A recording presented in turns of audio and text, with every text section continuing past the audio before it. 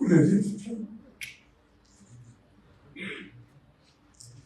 খুব দুঃখিত, আমি এমনিতেই একটু আমার একটু ইমোশনাল, কিন্তু এই বিষয়টা আমি বুঝতে পারি না। আমাদেরকে যেন কখনো এই ধরনের বাচ্চাদের কথা শুনতে না হয়। মুন্নার মা খুব কষ্ট করে এখন ছেলেদের সঙ্গে থাকি, অথবা মেয়ের সঙ্গে থাকি। প্রত্যেকটি পরিবার অনেক কষ্ট করেছে, করছে এখনো। তাদের ছেলে মেয়েদের ভবিষ্যৎ অনিশ্চিত। আমরা বিভিন্ন জায়গায় বিভিন্ন ভাতা দিচ্ছি, অথচ এই পরিবারগুলোকে, তাদের সন্তানগুলোকে মানুষ করবার জন্য, বেঁচে থাকবার জন্য, ভালোভাবে একটু জীবন যাপন করবার জন্য আমরা এখন পর্যন্ত কিন্তু কোনো উদ্যোগ থেকে ভাতা দেওয়াটা অত্যন্ত জরুরি। তাদের ভবিষ্যৎ, এটা তাদের প্রাপ্য। আজকে আমরা নির্বাচন করেছি, কেউ মন্ত্রী হয়েছি, কেউ এমপি হয়েছি, কেউ বড় বড় চাকরি করছি, আমাদের সচিব মহোদয় এখানে আছেন, সবাই আমরা ছবি তৈরি করছি। যারা এর জন্য চলে গেছে তারা কিন্তু সন্তানরা অনিশ্চিত ভবিষ্যতের মধ্যে পড়ে আছে। অথচ এইটুকু বোধহয় আমরা করতে পারি, তাদের ভবিষ্যৎটাকে সুন্দর করার চেষ্টা করতে পারি, তাহলেই আমাদের সরকারের আশাটা সার্থক হবে। তা না হলে হবে না। আমি বক্তব্য দীর্ঘ করবো না। আমি এই সারাটা সংগ্রামে যে হিরো সঞ্জিদা তুলি, যে আমাকে অনুপ্রেরণা জুগিয়েছে, তাকে আমি সবসময় স্মরণ করি, মনে করি, এবং তাকে সত্যিকার অর্থে আমি হিরো মনে করি। ওই সময়টা আমি জানি এককভাবে কিভাবে লড়াইটা লড়েছে, কিভাবে এককভাবে জেনেভা চলে গেছে, হিউম্যান রাইটস কমিশনের কথা বলেছে। এই মেয়েটা তখন কেউ কথাও শুনতে চাইত না, ভয় পেত।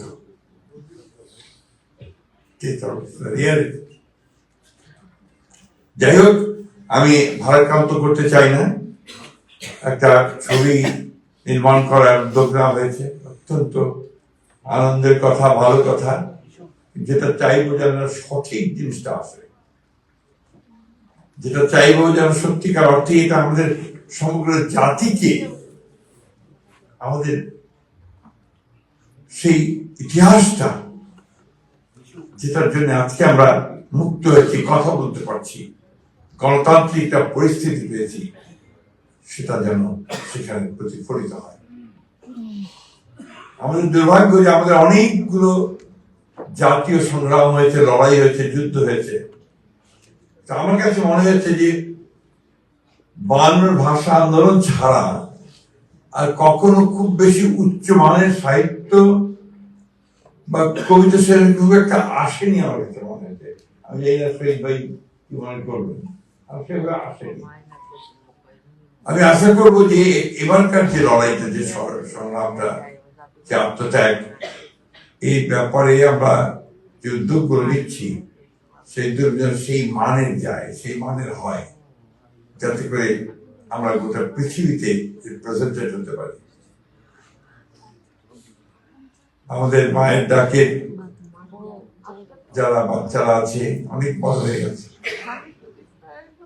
আমি ছোট্ট ছোট্ট দেখেছি, ছোটটা যখন আপনার এখানে দাঁড়িয়ে থাকতো, শ্রম পেত না, চেয়ারের উপর দাঁড় করিয়ে দিতাম আমরা, ওখান থেকে এসে বলতো আমি আমার বাবার হাত ধরেই।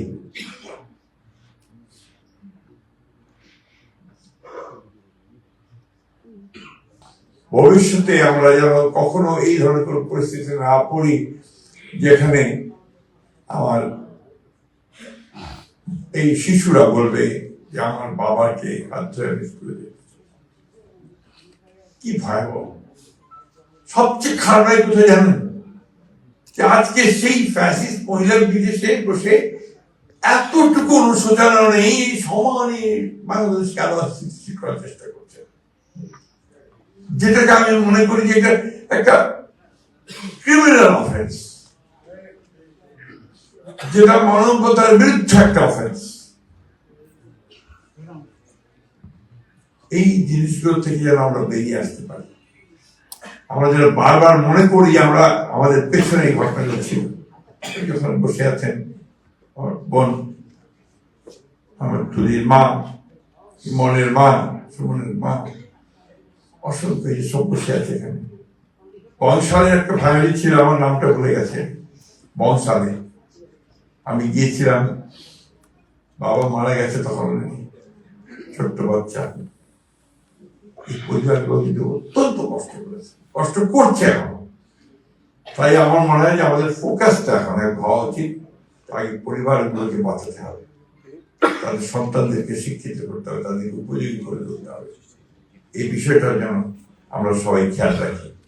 আমি অনুরোধ করব যে তুলি বিষয়টা নিয়েও কথা বলবে, আমরা বলছি, আমি বললাম যে আমি আজকে গিয়ে চিঠি লিখবো এবং আশা করি আমাদের মাননীয় প্রধানমন্ত্রী, যিনি আমাদের এই আন্দোলন সংগ্রামের আরেকজন প্রতীক, তিনি এই বিষয়টাকে গুরুত্ব সহকারে দেখবেন।